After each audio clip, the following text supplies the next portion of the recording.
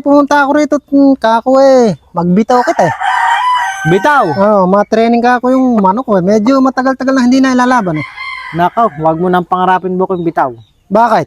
Oo. Baka hindi mo alam ang ginawa ng manok nato kagabay. Ay baka mapatay lang yan. Ha? Baka mapatay lang yan. Magbibitaw lang, mapapatay yung aba. Mukha yatang minamaliit mo ate kalidad ng manok ko na rin.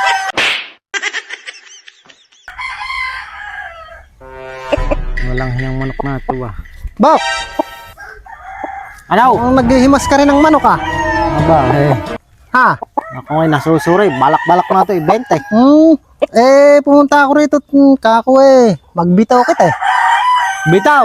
Ma-training ka ako yung manok ko eh. Medyo matagal-tagal na hindi na ilalaban eh. Nakaw, wag mo nang pangarapin mo kung bitaw.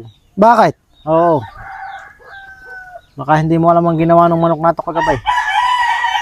Anong abay, bitaw lang naman. Ay baka mapatay lang yan. Ha? Baka mapatay lang yan. Magbibitaw lang, mapapatay yung aba. Mukha yatang minamaliit mo ate kalidad ng manok ko na rin.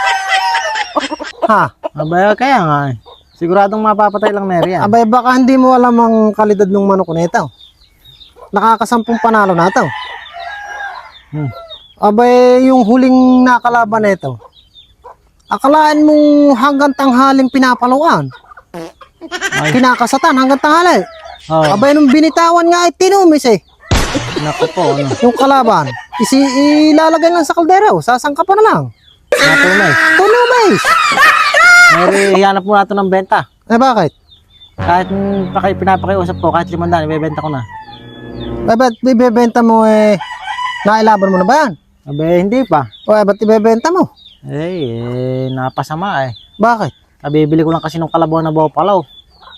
Bumili ka bang kalabaw? Bumili ko ng isang araw ng kalabaw. Yung nakita ko nagdaan ka sa bahay namin. Yung mapakagandang lahi.